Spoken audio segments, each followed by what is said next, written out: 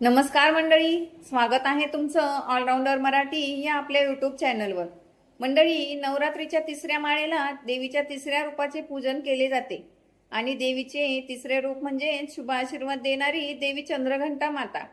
चंद्रघंटा देवीची कथा ऐकल्याने, आराधना केल्याने आणि पूजा केल्याने आपल्या घरात सुख समृद्धी नांदते आणि वैवाहिक जीवनात जर काही समस्या असतील, अडचणी असतील तर त्या सुद्धा दूर होतात आणि वैवाहिक जीवन आनंदी राहतं। त्यामुळे नवरात्रीच्या तिसऱ्या माळेला म्हणजेच तिसऱ्या दिवशी चंद्रघंटा देवीची ही कथा तुम्ही सुद्धा नक्की ऐका। चला तर मग पाहूया चंद्रघंटा देवीची कथा आणि संपूर्ण माहिती। पण त्याआधी जर तुम्ही आपल्या चॅनलवर नवीन असाल, अजून सुद्धा तुम्ही आपल्या ऑलराऊंडर मराठी या यूट्यूब चॅनलला सबस्क्राईब केलं नसेल तर आता लगेच सबस्क्राईब करा, कारण आपल्या चॅनलवर आपल्या मराठी संस्कृतीशी निगडित असलेले व्हिडिओ नेहमीच येत असतात। अशा पद्धतीचे व्हिडिओ तुम्हाला पाहायला आवडत असतील तर आत्ताच आपल्या चॅनलला सबस्क्राईब करा।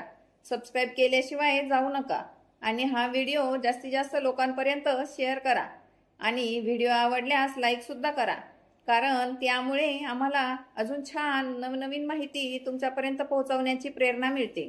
आणि हो मंडळी, या व्हिडिओच्या आधी आपण नवदुर्गेचं दुसरं स्वरूप म्हणजेच ब्रह्मचारिणी देवी मातेची माहिती आणि कथा आपल्या चॅनलवर शेअर केलेली आहे। तो व्हिडिओ जर तुम्ही अजून पाहिलेला नसेल तर तो सुद्धा नक्की पहा, त्याची लिंक मी डिस्क्रिप्शन बॉक्समध्ये नक्कीच देईन। चला तर मग पाहूया देवी चंद्रघंटा मातेची कथा। हिंदू धर्मग्रंथानुसार जेव्हा देव आणि असुर यांच्यात युद्ध झाले होते, त्यानंतर ते दीर्घकाळ चालले आणि तेव्हा राक्षसांचा स्वामी महिषासूर याने देवतांवर विजय मिळवला। इंद्रांचे सिंहासन त्यांनी हिसकावून घेतले आणि स्वतः स्वर्गाचा तो स्वामी बनला। हे पाहून सर्व देव खूप जास्त दुःखी झाले होते।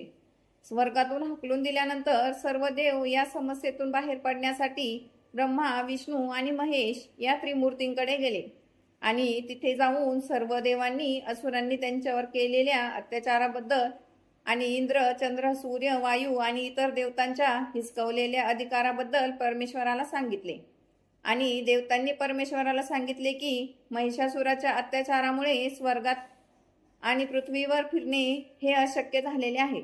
आणि मग हे ऐकून ब्रह्मा, विष्णू आणि शिवशंकर सुद्धा खूप जास्त क्रोधित झाले।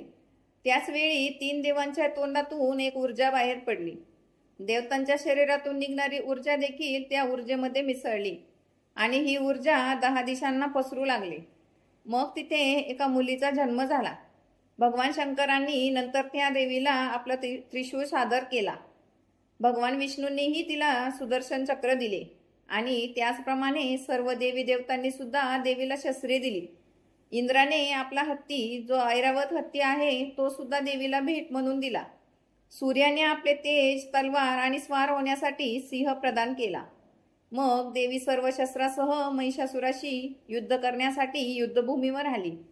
तिचे हे सर्व विशाल स्वरूप पाहून महिषासूर भीतीने थरथर कापू लागला।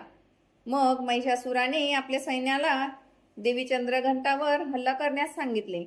मग देवीने तिच्या शस्त्रांनी राक्षसाचा सैन्याचा नाश केला आणि अशा प्रकारे देवी चंद्रघंटाने असुरांचा नाश केला आणि देवांना अभयदान देऊन देवी अंतर्ध्यान झाल्या।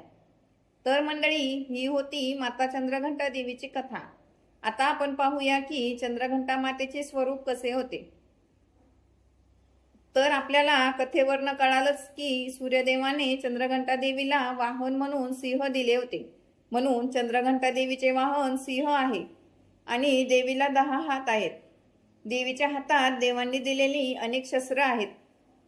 त्याचप्रमाणे कमळाचे फूल, धनुष्य, जपमाळ आणि बाण आहेत आणि बाकीच्या हातांमध्ये त्रिशूळ, गदा, कमंडलू आणि तलवार आहेत। आणि आईचा 5वा हात जो अभय मुद्रेमध्ये पाहायला मिळतो। त्याचप्रमाणे देवीच्या गळ्यात पांढऱ्या फुलांची एक माळ आहे। देवीच्या मस्तकावर घंटेच्या आकाराचा अर्धचंद्र असल्यामुळे तिला चंद्रघंटा देवी असे म्हटले जाते। देवीच्या शरीराचा रंग हा सोन्यासारखा चमकणारा आहे। दुर्गा देवीचे हे स्वरूप अत्यंत कल्याणकारी आहे। माता चंद्रघंटेच्या कृपेने आपले सर्व पापे दूर होतात। भक्तांच्या सर्व संकटाचे निवारण ही चंद्रघंटा माता लगेचच करते असं म्हटलं जातं आणि चंद्रघंटा देवीची उपासना केल्यामुळे आपल्याला सर्व सांसारिक संकटातून आणि अडचणीतून मुक्ती मिळते। तर मंडळी, अशा पद्धतीने तुम्ही सुद्धा या नवरात्रीच्या तिसऱ्या दिवशी चंद्रघंटा मातेची पूजा करून, आराधना करून, तसेच मातेची कथा ऐकून मातेचे शुभ आशीर्वाद प्राप्त करू शकता। आता तुम्ही पूजा कशी करू शकता किंवा आराधना कशी करायची, तर देवीच्या आराधनेसाठी तुम्ही ओम देवी चंद्रघंटाय नमः, ओम देवी चंद्रघंटाय नमः या मंत्राचा जप करू शकता, किंवा मग तुम्ही दुर्गा चालीसा वाचू शकता, नाहीतर मग तुम्ही दुर्गा आरती सुद्धा करू शकता। आणि देवीला प्रसन्न करण्यासाठी तुम्ही पांढऱ्या रंगाच्या ज्या वस्तू किंवा पदार्थ असतात त्यांचा नैवेद्य तुम्ही दाखवू शकता। त्यात तुम्ही खीर, बर्फी, पेढा अशा पदार्थांचा समावेश करू शकता। देवीला मध अर्पण केलेलं सुद्धा शुभ मानलं जातं, त्यामुळे तुम्हाला शक्य झालं तर तुम्ही त्या दिवशी देवीला मध सुद्धा अर्पण करू शकता।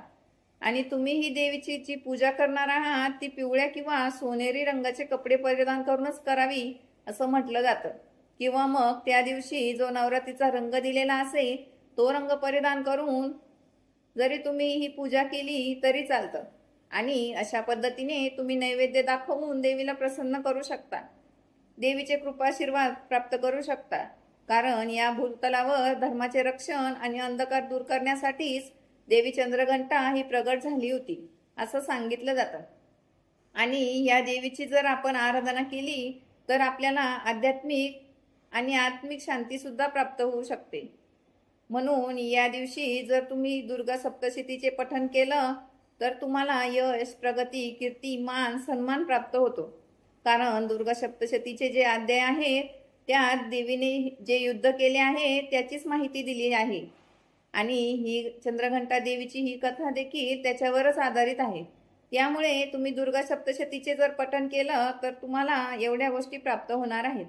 त्यामुळे तुम्ही आवर्जून पठण करा। आणि ही होती चंद्रघंटा देवीची संपूर्ण माहिती। तुम्हाला ही कथा कशी वाटली मला कमेंट करून नक्की सांगा। आणि ऑलराऊंडर मराठी या आपल्या यूट्यूब चॅनलला लाईक, शेअर आणि सबस्क्राईब करा। हा व्हिडिओ तुम्ही शेवटपर्यंत पाहिला त्याबद्दल तुमचे खूप खूप धन्यवाद। पुन्हा भेटू अशाच नवीन छानशा माहितीसोबत। तोपर्यंत तुमची काळजी घ्या आणि सर्वांना जय महाराष्ट्र।